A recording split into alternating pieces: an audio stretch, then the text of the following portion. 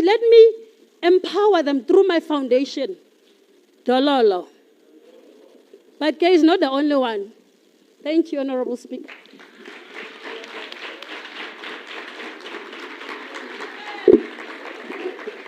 Yeah. I think we can safely say that the feedback session has started. Honorable Jikijela, thank you very much for that presentation of Commission 1. We are swiftly going to move to the second commission, which is chaired by the Honorable Zweli Dingamqati. I don't see him. Oh, Honorable Zweli. Honorable Zweli will be giving us an executive summary on the commission of the role of the SMMEs in addressing youth unemployment.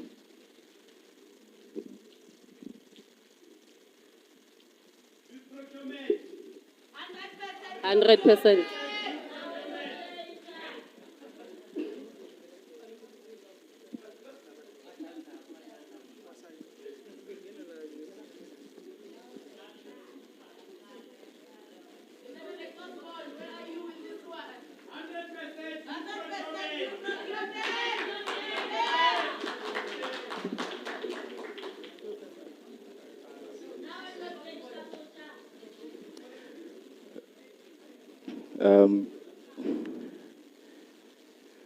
Good morning to the House. All protocol observed.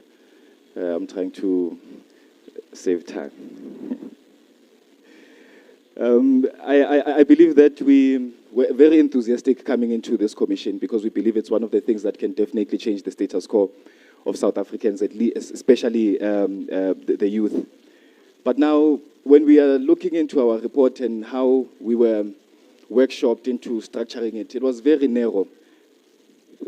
Honorable members on my left-hand side, can you please settle down? And can we give Honorable Zweli the respect that he deserves in this House? Thank you very much, Honorable Speaker. I had noted that when we came the previous time, we were very enthusiastic about this commission.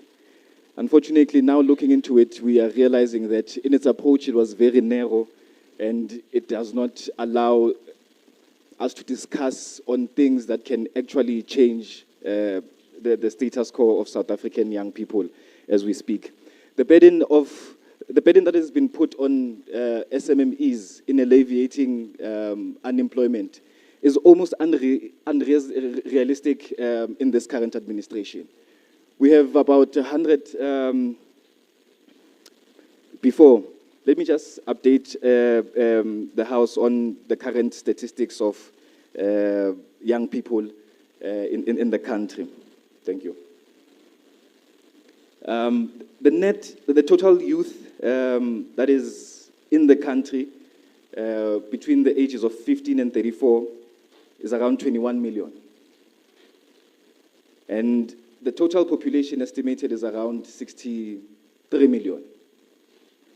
That should tell you that we account for about 33.333% of the country's population.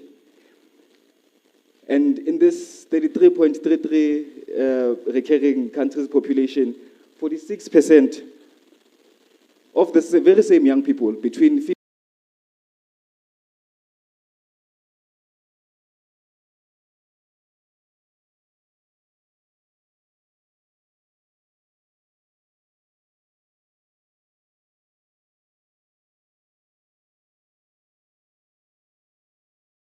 15 to 35 who can actually contribute. It is almost unrealistic. If all the 100 million that is put for SMMEs is only set up for only startups, right? And it looks into the 46% of the youth that is unemployed.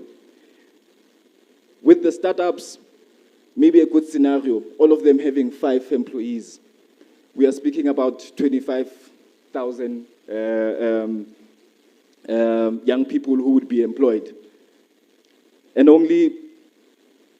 this means that only 0.0025% would have been absorbed through the budget of the SMMEs in terms of startups. Well, one of the things that we noted is that our country is highly regulated. In administrating a country, you go through a whole lot of regulations. And to a large extent, the more regulations, the more corruption. There's no way forward with that. I would mention a few. The taxation laws with the Income Tax Act, the Value-Added Tax, Customs Excise Tax Administration, these are also not speaking in the favor of young people. How is VAT also the same to young people when young people are under such burdens of unemployment? We speak to the trade and industry policies, International Trade Administration Act, Manufacturing Development Act, SEZ Act, Industrial Development Cooperation Act of 1940. It is still an infant in addressing the issues of our current democracy. We speak about the Competition Act.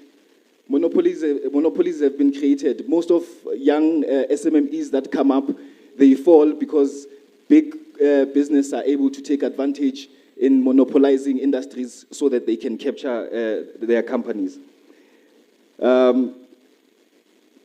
Economic empowerment, the Black